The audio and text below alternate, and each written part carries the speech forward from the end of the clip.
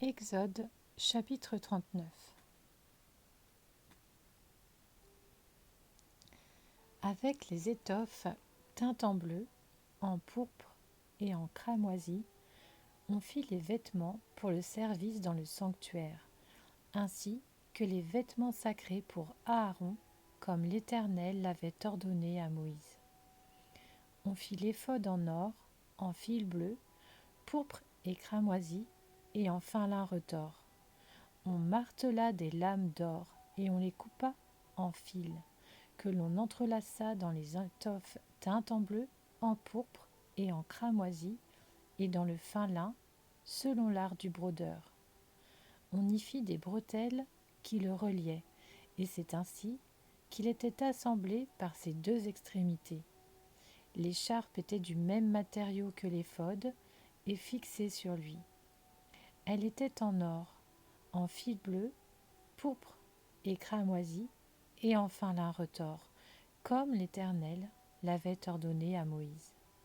On entoura des pierres d'onyx, de montures en or, et on y grava les noms des fils d'Israël, comme on grave les cachets. On les mit sur les bretelles de l'éphod, en souvenir des fils d'Israël, comme l'Éternel l'avait ordonné à Moïse. On fit le pectoral, selon l'art du brodeur, avec le même matériau que l'éphod, en or, en fil bleu, pourpre et cramoisi, et en fin lin retors. Il était carré, et on le fit double. Sa longueur et sa largeur étaient de 25 centimètres, et il était double. On le garnit de 4 rangées de pierres, première rangée, une sardoine, une topaze, une émeraude, deuxième rangée, une escarboucle, un saphir, un diamant, troisième rangée, une opale, une agate, une améthyste, quatrième rangée, une chrysolite, un onyx, un jaspe. Ces pierres étaient enchâssées dans leur monture en or. Il y en avait 12, d'après les noms des fils d'Israël. Elles étaient gravées, comme des cachets, chacune avec le nom de l'une des 12 tribus. On fit sur le pectoral des chaînettes en or pur, tressées en forme de cordon. On fit 2 montures en or et 2 anneaux en or, et on mit les 2 anneaux aux 2 extrémités du pectoral. On passa les 2 cordons d'or dans les 2 anneaux placés et aux 2 extrémités du pectoral. On fixa par devant les bouts des 2 cordons aux 2 montures placées sur les bretelles de l'éphod. On fit encore 2 anneaux en or que l'on mit aux 2 extrémités du pectoral sur le bord intérieur appliqué contre l'éphod. On fit 2 autres anneaux en or que l'on mit au bas des 2 bretelles de l'éphod, sur le devant, près de la jointure, au-dessus de l'écharpe de l'éphod. On attacha le pectoral par ses anneaux aux anneaux de l'éphod avec un cordon bleu, afin que le pectoral soit au-dessus de l'écharpe de l'éphod et qu'il ne puisse pas se séparer de l'éphod, comme l'Éternel l'avait ordonné à Moïse. On fit la robe de l'éphod, entièrement tissée d'étoffe bleue. Au milieu de la robe, il y avait une ouverture, comme l'encolure d'un habit en cuir, et cette ouverture était ourlée tout autour afin que la robe ne se déchire pas. On mit sur la bordure de la robe des grenades de couleur bleue, pourpre et cramoisi, en fil retors. On fit des clochettes en or pur, et on les mit entre les grenades sur tout le tour de la bordure de la robe. On les intercala entre les grenades. Une clochette et une grenade, une clochette et une grenade sur tout le tour de la bordure de la robe, destinée au service, comme l'Éternel l'avait ordonné à Moïse. On fit les tuniques tissées en fin lin pour Aaron et pour ses fils. On fit aussi la tiare en fin lin et les coiffes en fin lin pour marquer l'honneur de leur rang. Les caleçons en lin, en fin lin retors, la ceinture en fin lin retors brodé et de couleur bleue, pourpre et cramoisi, comme l'Éternel l'avait ordonné à Moïse. On fit la lame, le diadème sacré, en or pur, et l'on y écrivit, comme on grave un cachet, Sainteté à l'Éternel. On l'attacha avec un cordon bleu en haut de la tiare, comme l'Éternel l'avait ordonné à Moïse. C'est ainsi que l'on mena à terme tous les travaux du tabernacle, de la tente de la rencontre. Les Israélites firent tout ce que l'Éternel avait ordonné à Moïse, ils s'y conformèrent exactement.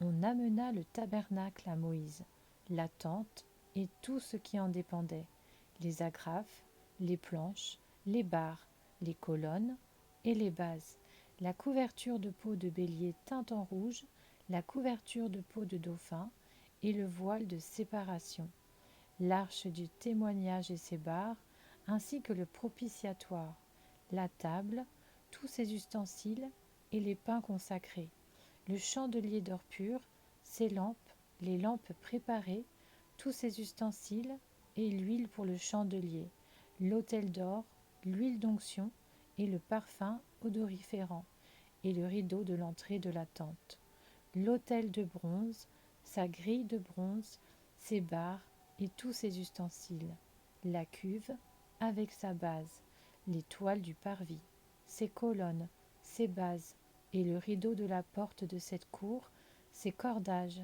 ses pieux, ainsi que tous les ustensiles pour le service du tabernacle, pour la tente de la rencontre, les vêtements de service pour le sanctuaire, les vêtements sacrés pour le grand prêtre Aaron, et ceux de ses fils pour leur fonction en tant que prêtres. Les Israélites firent tous ces travaux en se conformant à tous les ordres que l'Éternel avait donnés à Moïse. Moïse examina tout le travail et vit qu'il l'avait fait comme l'Éternel l'avait ordonné. Il l'avait fait exactement ainsi. Alors Moïse les bénit.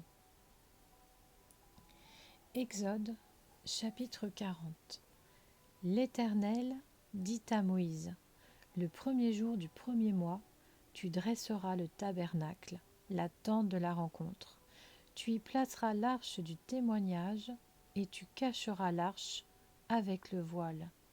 Tu apporteras la table et tu la disposeras en ordre. Tu apporteras le chandelier et tu en arrangeras les lampes. Tu placeras l'autel d'or pour le parfum devant l'arche du témoignage et tu mettras le rideau à l'entrée du tabernacle.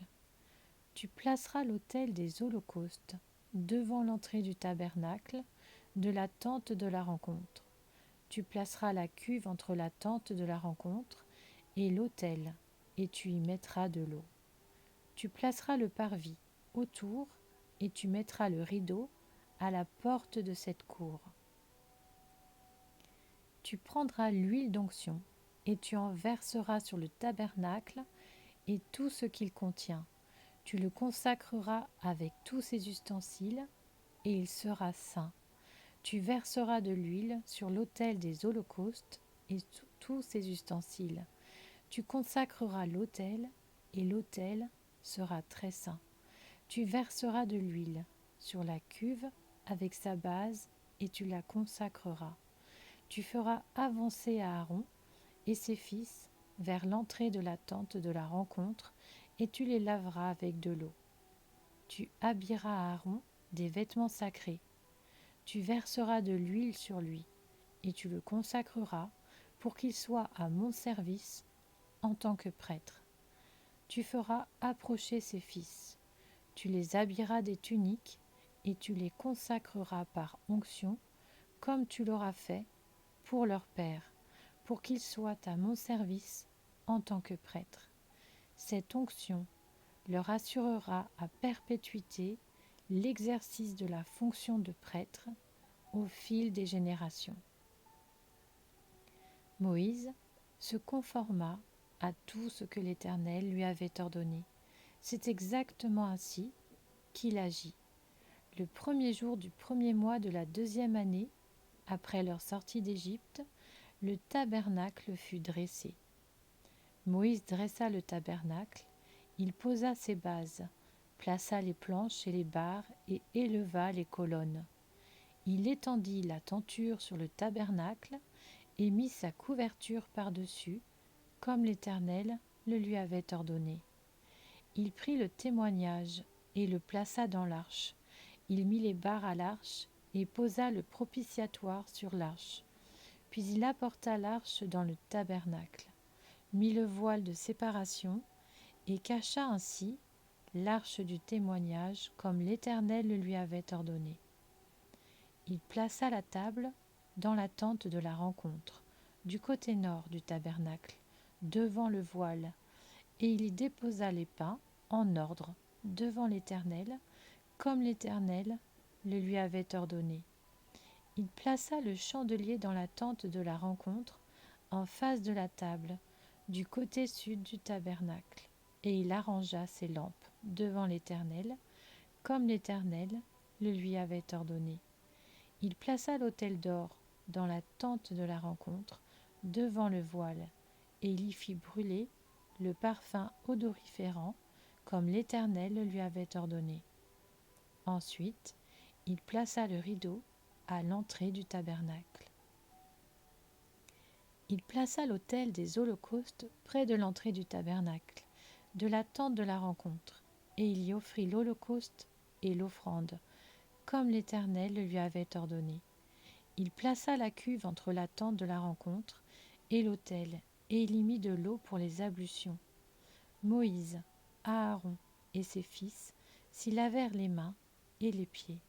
Lorsqu'ils entrèrent dans la tente de la rencontre et qu'ils s'approchèrent de l'autel, ils se lavèrent comme l'Éternel l'avait ordonné à Moïse. Enfin, il dressa le parvis autour du tabernacle et de l'autel, et il mit le rideau à la porte de cette cour. C'est ainsi que Moïse mit un terme aux travaux. Alors la nuée couvrit la tente de la rencontre, et la gloire de l'Éternel remplit le tabernacle. Moïse ne pouvait pas entrer dans la tente de la rencontre, parce que la nuée restait dessus et que la gloire de l'Éternel remplissait le tabernacle. À chacune de leurs étapes, les Israélites partaient quand la nuée s'élevait au-dessus du tabernacle. Et si la nuée ne s'élevait pas, ils ne partaient pas jusqu'à ce qu'elle s'élève. De jour, la nuée de l'Éternel était sur le tabernacle. De nuit, il y avait un feu à l'intérieur de la nuée. Elle était visible de toute la communauté d'Israël à chacune de leurs étapes.